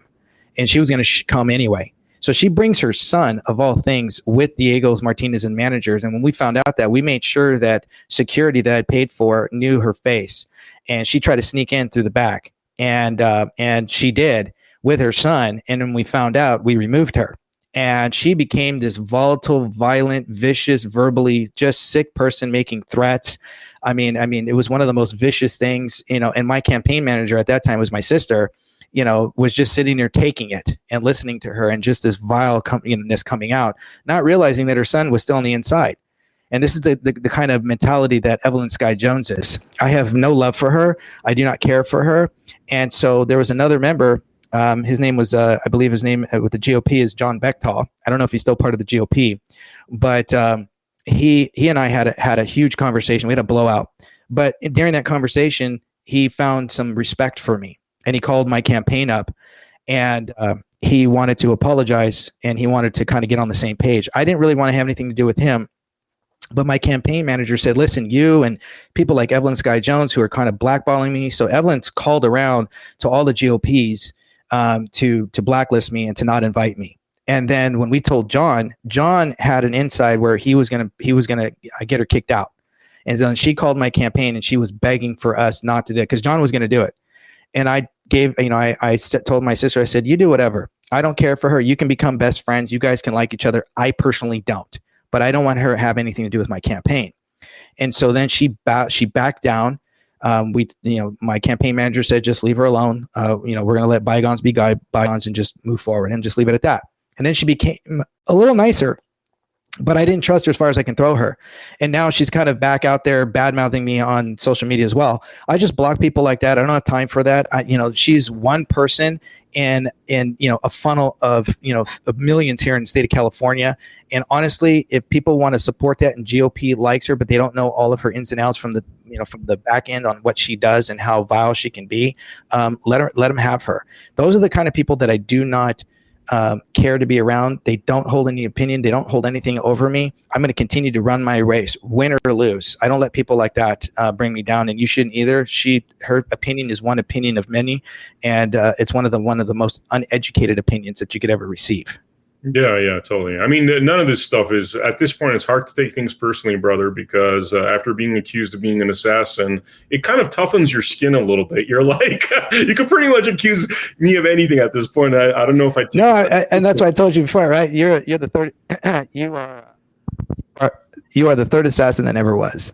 That never was. Yeah. I find interesting that, right now we're trying to figure out what is the best foot forward in California, and it just shocks me that the people that are being supported are clearly like not winners. Like, I just want to win, not at the price of putting somebody bad in there that's against our Constitution, but somebody like you, I would think would transcend, just because you're a no bullshit kind of guy. And I think we're in this era where, with all the social media, with, people just used to smelling BS, a lot of the time, I don't even have to say anything bad about Chad Bianco. Most people are like, man, the vibe that guy gives me is not very authentic, right? Because people could sense it. You have this vibe of honesty that I think could transcend across party lines, but you're certainly not a candidate that they're pushing, which just seems to be going against our better interest, because even what you have to say is the most important information that people need to know. Because like you said, you saved your wife from getting jabbed. You know how to navigate these family law courts. I mean, these are the integral issues of tyranny that all of us face, and you seem to have answers while a lot of others don't. Well, one of the best things that we need to do also in the state of California is we need to get rid of the party system here. In other words, you can have your parties, but when it comes to an election, you don't get to know if somebody is a D or an R or an I next to their name. Everybody's name is going to be on that ballot. And that's going to force everyone to have to figure out who's who. They're going to have to look at the integrity of that individual, the nature of the character of the candidate, their constitutional understanding, which will force people to be a constitutionalist themselves and the state constitution, and whether or not, they believe in God or not. Some people say, oh, that's not important, but it's hugely important. And when you understand our forefathers' memoirs and the Declaration of Independence. But one of the things that we're also facing too is this sort of ploy that's going on. I was given a phone call by some of the caucuses down south. Some of the vice chairs called my campaign, and they said, listen, we don't know if you know, but a lot of the people down here in San Diego that are being led by the Sacramento vice chair or some of the chairs up north are basically trying to ensure that we do not invite other candidates. The only way they're going to do that is if you particularly call them and let them know your presence. They know you're there, but they want to act like they don't. And so they're pushing this agenda to try in hopes to make it Steve and Chad only. And a lot of the other members know of the other candidates and do not support Chad and Steve. And so they are trying to ensure that candidates like myself feel left out in the wind, and that maybe potentially that ploy will prevent us from continuing to run, not realizing that a lot of us have our own strategies, and that strategy is being heavily affected because there are, again, dissension in the group in the sense that they're not okay with the fact that some members want to hear from other candidates. They don't want to just, throw all their eggs in one basket, especially when some of these candidates, already have political ties with the UK or already have, major red flags with criminal misconduct. They want to hear from everybody so that they can make a well-educated decision on who they're going to support. Because at the end of the day, even though their bylaws say, that whatever the party suggests that you vote for, all the members have to vote. No, they're not going to look. They don't care. It's not their business. But that's how they try to force people to vote in that direction. And this is a huge ploy because they don't actually follow their own bylaws. And I know this for a fact. I have it on video where I got a standing ovation with the CRA during the 2021 recall. And there were members there that were hugely in support of me. And when I showed up, a lot of the other candidates were moving and shifting around because one candidate was supposed to show up and he didn't. And that was Larry Elder. And so a lot of people were, shifting their time frames around. And I was going to go second to last. But when I got there at my time frame, I was the last speaker. And they weren't going to let me talk. And so the CRA, one of the chairs was like, no, we invited Daniel. He's on the ballot and he has a right to talk. We want to hear him talk. And so the chair said, okay, we'll let him talk while we're eating. And so you can see in the video, everybody stands up and gives me a standing ovation. So I had about 33 people that I knew that were in there, and they were texting me and they were telling me that the bylaw that they had created was that any candidate who does not show up, we cannot consider. Well, Larry Elder didn't show up. And so the whole room was in support of Larry Elder. The problem was he didn't come. There were over 280 delegates that were sitting in there. And so other people who were there, that the 33 or 34 that were in support of me, started convincing almost half the room to vote my way. But finally, somebody stood up and said, well, this is how it's going to go. If we don't get to vote for Larry Elder, then it's a no vote for anybody. So they completely obliterated their own bylaw that they had created to ensure that any candidate that doesn't show up, we're not going to support them because they didn't show up. It was one of the largest delegate meetings to actually listen and hear to all of the candidates. They were all going to be given about 15 minutes to talk. And then, they could go to their next event. And so I got all this information. And so it was basically they were going to support anybody if they didn't get who they wanted to support in the first place. So then why did you even bother? And this is the nonsense that goes behind the scenes that does a disservice to the people of California who maybe aren't a part of these groups or these chapters or these CRAs or the GOPs or the DNCs.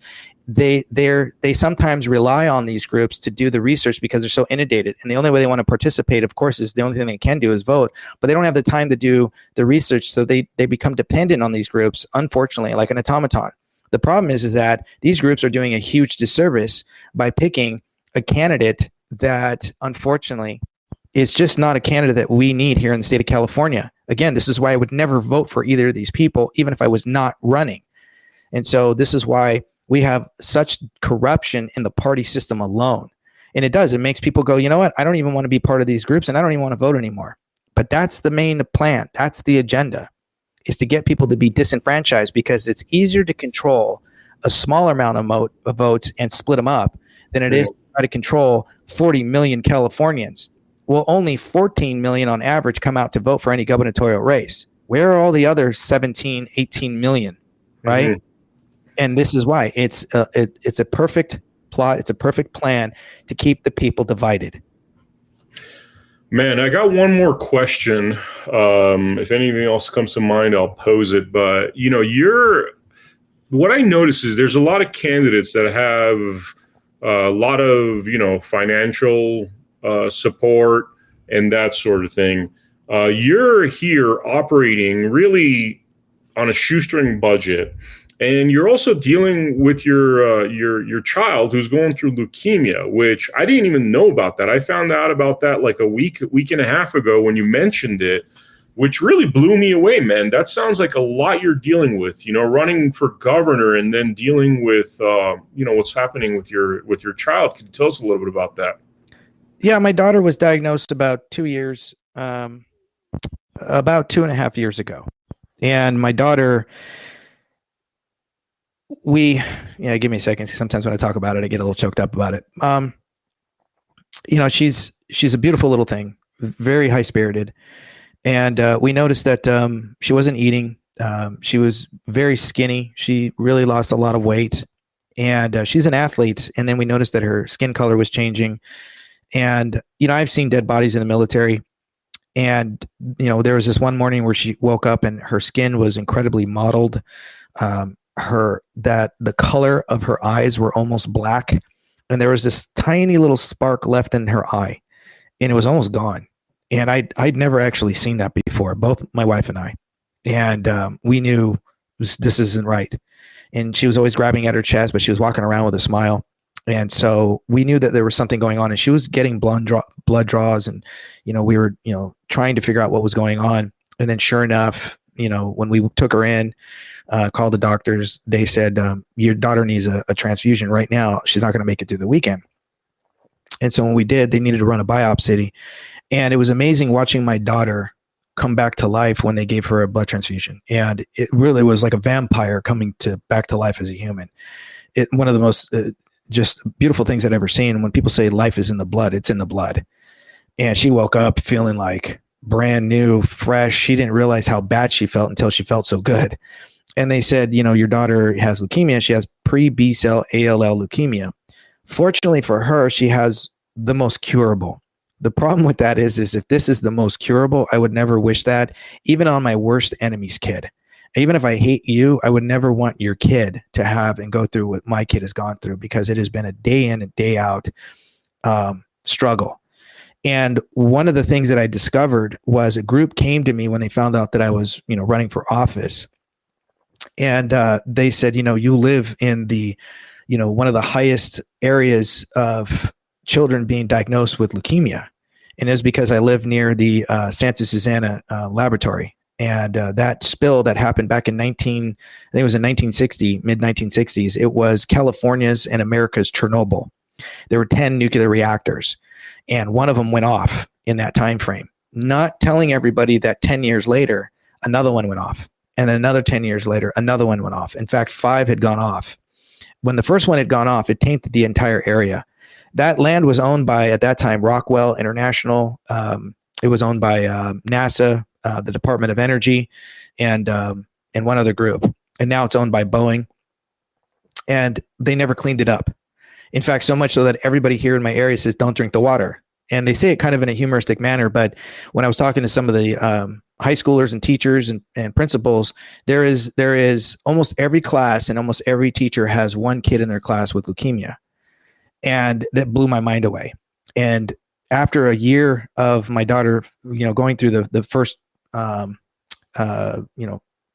scheduling of her chemotherapy, some new kids moved into my neighborhood, and they're about the same age. And about within 3 months, one of the boys was diagnosed with leukemia. And then a good friend of mine, he had a friend that just moved into our area, and their kid about 3 months in was diagnosed with leukemia. And that's hugely impossible without a cofactor. And the cofactor is what?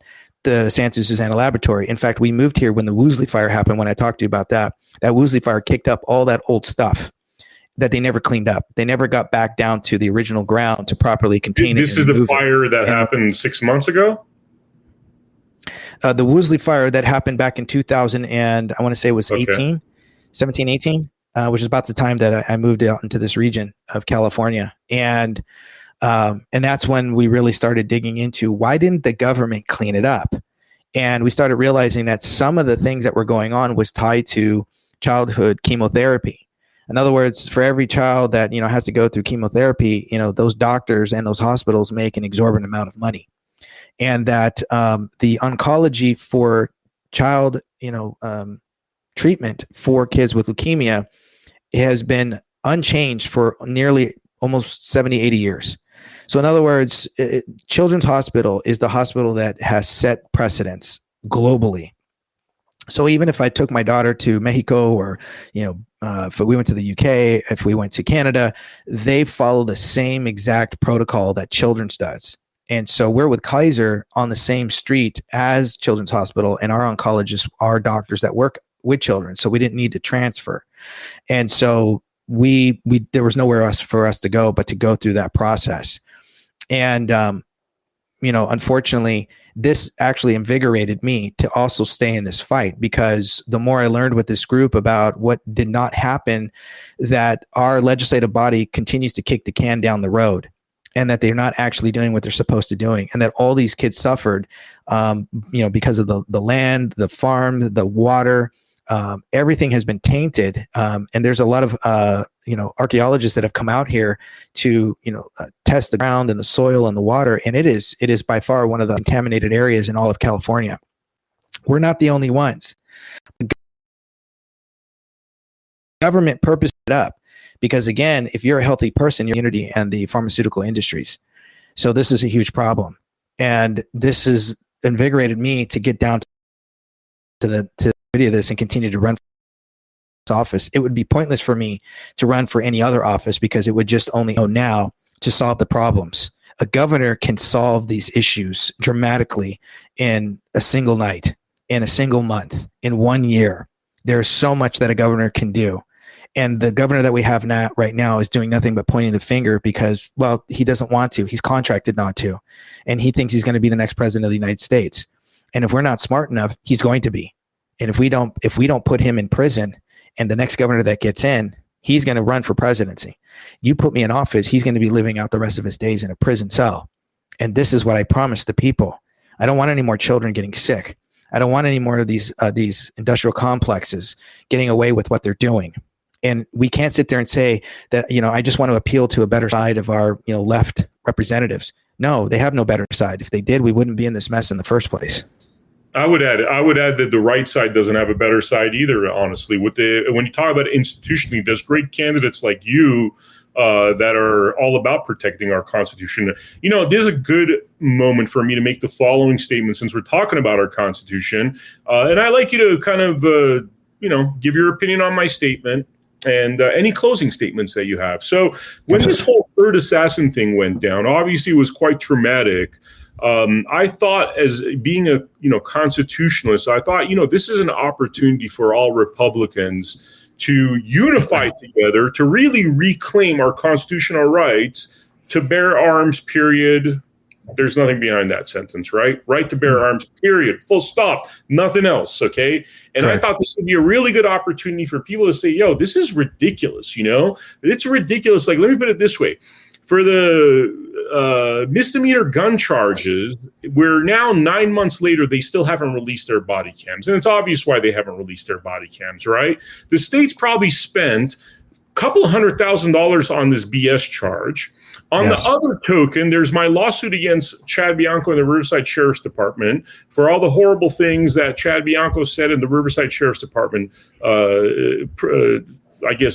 supported, right? Yes. And so you look at that equation, there's about something like what I'm hearing, about $350,000 that's been spent thus far on that case. So we're talking about upwards of $500,000 over something that's completely unconstitutional.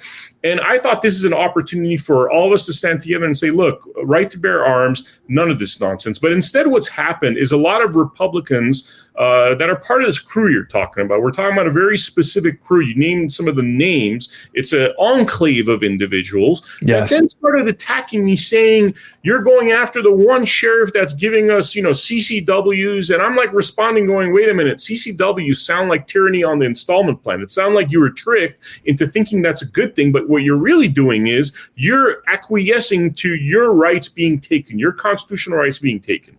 Yeah. So rather than seeing this kind of uprising to be like, we're going to fight for our Constitution and we're going to make sure that these stupid laws in California, where they call a gun with 14 bullets a high capacity magazine, making it sound like an AK-47, I thought this is a great opportunity for all of this to go away. Instead, what happened is that I was attacked endlessly by these individuals telling me I shouldn't be attacking Sheriff Chad Bianco. Tell me what you make of that. Well, I knew right away when you were released on your I knew right away when you were released on your own recog that there was no evidence.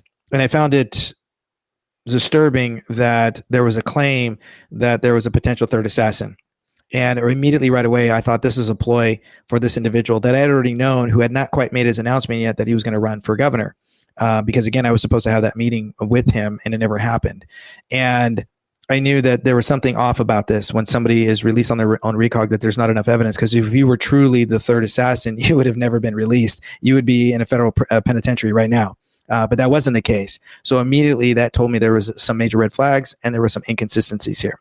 Some of the arguments that I hear online about you and you bringing guns, people say, well, that's just the dumbest thing. Why would you do that? First off, you're an investigative journalist. You travel. You have a right to have a firearm in your car. One point I just want to make. Even the thing of like he brought guns to Trump rally, that's a fallacy. That was impossible to do on that day, because the reality is I was 1.2 miles away, not even parking my car. I would drove up to the deputy to say I have a couple of firearms just in case they said, you know what, it's too weird of a time right now with the assassination attempts. Do a U-turn and go home. I didn't think that this was going to blow up into a guy, you know, claiming, hey, I have a couple of firearms, and to then him being accused of being an assassin. But the geography of that day is I'm 1.2 miles away.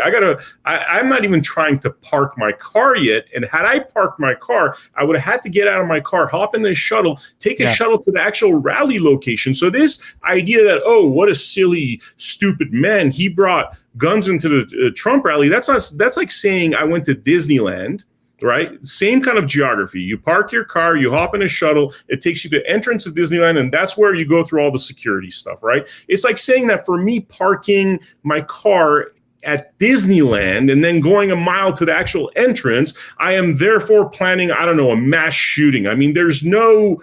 Well, here's the thing, though, is, again, you have every right. You have every right to have a firearm in your car. You have every right to carry.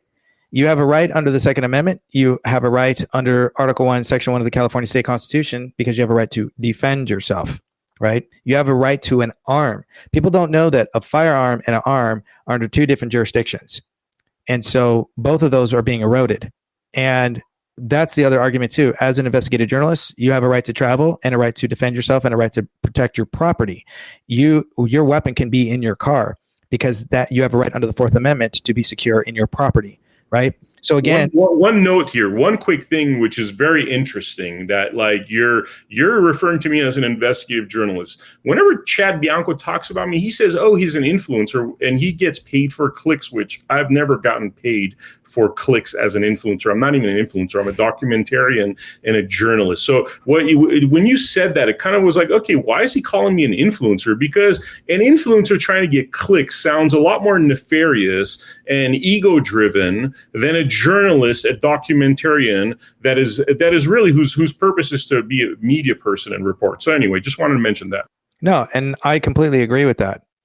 Again, it's word choice being utilized to paint you in a negative light to give him credence to the mistake that he engaged in, rather than him just coming out and saying, in short, listen, today was a good day. Our attentions were heightened because of the previous two assassination attempts on the president, because of the fact that there were some oddities to this sort of interaction. It turns out that this was a false alarm. Our deputies did their job. The individual was not who we thought they were. They have been released on their own recog. It's a good day. The president had a safe event, and everybody's going home. So this was a good day. Right. Kind of like Trump did, by the way. That's exactly what Trump did. When they approached him the next day saying, hey, what's up with this third assassin? I was told by multiple individuals that he made a comment going, hey, I think they got that one wrong, and then he made another comment where he sounds like a patriot, cool guy, you know what I mean? Which would have actually made him so much more likable, which is, I think that's what we like about Trump, is that ability to just kind of like be a regular dude and be like, it happens. And had he done that, he wouldn't have gotten sued. But he decided he wants to dig his feet in. Until today, by the way, I just saw another podcast where now he's saying, oh, what if he went in there to try to kill me and do a mass shooting? I'm like, dude, you're still trying to make me seem like a criminal to justify this nonsense. No, people don't see that. People don't see that, that's an act of corruption. That's a microcosm of what that dude is capable of. And now you want to give that guy the power, that you want to give that Stalin-esque kind of personality, like governor. You want to make him governor of California. Right. I mean, it sounds like a really bad idea, actually. No, and again, this comes down to inconsistencies. So again, when I was in the military, I used to have to perform investigations on people that I would ground, operatives that, couldn't do their search and rescue missions, couldn't fly, couldn't, do their jump calls, couldn't be a gunner, couldn't go on search and rescue missions, couldn't participate with inserts and extracts with spec ops. I used to have to perform investigations to ensure that there was evidence that was based on fact, to ensure that these people that were not operational ready had actual factual evidence as to why I was grounding them. Right. And this is something that I knew right away, just as a veteran who's performed investigations, that there was too many inconsistencies. So even though I didn't really know you personally, I know you through a mutual friend of ours, and had heard about you, a couple years ago, and your investigative skills and your videos and stuff. So I knew that there was something off, because here's something else too. And I find it very, I don't know, I don't want to say it's, fortuitous or anything like that, but I always say everything is in God's timing. What is the likelihood? This is my personal opinion. What is the likelihood of a man like you, who has a tremendous following, has, it's true MAGA, is out there, really doing documentaries and doing your research and digging up on people and putting out videos out there to reveal the truth?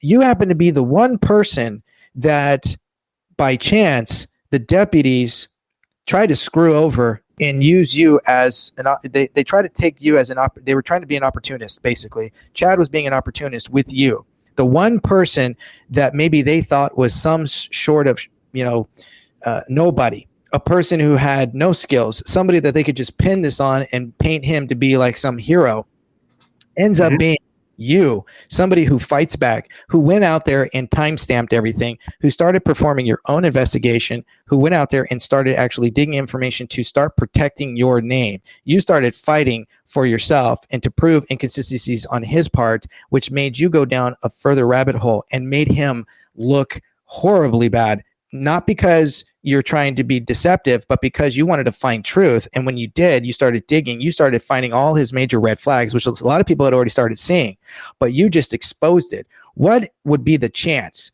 out of all the millions of people that showed up in the county to go see President Trump, that you would be the one person that he thought that he could pin this situation on? And I guarantee you, they were probably looking for somebody like this to try to say third assassin, because that's how he operates. He looks for those,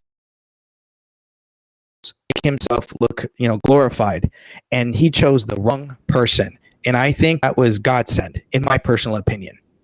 No, I think that too, man. I think about that day all the time, man. And I'll be honest with you, it's been tremendously difficult. I've tried to hold my composure throughout a lot of really traumatic things. I mean, nothing close to like having a daughter that's suffering from leukemia. I mean, I definitely sympathize, but it's definitely a very unique experience that happened. And I've been trying to figure it out. I've been trying to figure out why, out of 50,000 people, and I know he was trying to target people. I know this was in his better interests. And the only conclusion I could come to is that this was really, and I hate even talking like this, because people that talk about, oh, God chose me, I think a lot of that sounds very douchey to me a lot of the time. But I do see how the way this is playing out, that like a really bad guy that was certainly pulling the wool over a lot of people's eyes. Now, I mean, I just doubt that now he has any chance of becoming governor. And I think before he did have a chance, and that might be the God's silver lining to all of this. And we'll see how it plays out. It's a story that's still being written. No, and I'm definitely in support of it. I'm definitely in support of anybody who's out there that wants to reveal the truth. And that's why one of my previous slogans during the 2022 was, I'm here to offend you, because the truth offends. People don't want to hear the truth. They don't want to do their homework. When they start to get behind and support somebody and they realize that person is vile, or they're repugnant, they're evil, or they've done just too many shady things. It's one thing to say, somebody made a few mistakes in the past and they've done something to rectify it, and they didn't hide it, they owned it. Those are the people that I can get behind. Why? Because we're not perfect. We're all going to make mistakes. We're going to put our foot in our mouths. It's going to happen. Our emotions sometimes get the better of us. We're human. I get that. But when you take something to your grave, when you know it's an absolute lie, when you purposely try to destroy somebody else's life for your own personal gain, and when you have a rap sheet that's just as long as a criminal serving life, there's a problem here. And that is not somebody that I want in office. And And to have that revealed and to reveal the truth, it does sometimes hurt people who don't want to hear this, who have finally felt like they found somebody that they can really rally behind. And now you're making them angry because they've realized they've made a mistake. So the only thing they can do is continue to pump out platitudes and call you a liar. Yet they themselves have turned a blind eye. They themselves have shut off their ability to hear the truth and to be, critical and cognitive thinkers to ensure that they are adhering to truth. And that's just unfortunately thing that we are seeing. And that's going to be the divide of our state. It's not the candidates. It's the people who are getting behind the wrong candidate and not realizing they're making a mistake. And they have the ability to push any candidate that has the proper intent to ensure that they're not leading you, they're serving you. And this is what we fail to seek out. We seek new leadership. We don't seek new servants. And this is why we are where we are. Yeah. And I told you, I'd rather support somebody like you that's telling these truths, even if we knew that it's going to be impossible to win, but these truths getting out for people to understand what their rights are, especially at this most critical time when we just went through COVID and everybody's rights were stripped away from them. And look at you, you have certain information that stopped the same from happening to you. Yep. So how great would it be if the entire state knew this information, knew literally the blanket of BS that's been put on top of us, which I call statutory laws, maritime laws, that prevents you from getting over here, which is God's law, constitutional law. And that stealing is what I think it's most important to pierce, as opposed to pretending that just somebody, hey, is a Republican, he's going to have our rights. What are our rights? What are you as a Republican? I thought being a Republican, part of that was being very much pro-Constitution, and that being the sword that we die on. That is the sword that we die on, the U.S. Constitution. And if we're not willing to make the U.S. Constitution the sword we die upon, these runs for office are just different forms of losses. Like I was saying, tyranny on the installment plan, right? Yes, it's you cannot have road to that same tyranny. Yes, you cannot have government by consent when statutes, mandates, regulations, and policies supersede his law.